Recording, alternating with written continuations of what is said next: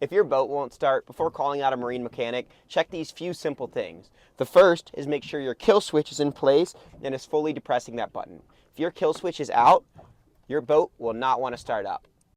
Secondly is making sure the throttle is all the way in neutral and giving it a few jiggles to make sure that it's really in neutral and not just pretending it is. Again, if the boat's not in neutral, it's not going to want to start up either.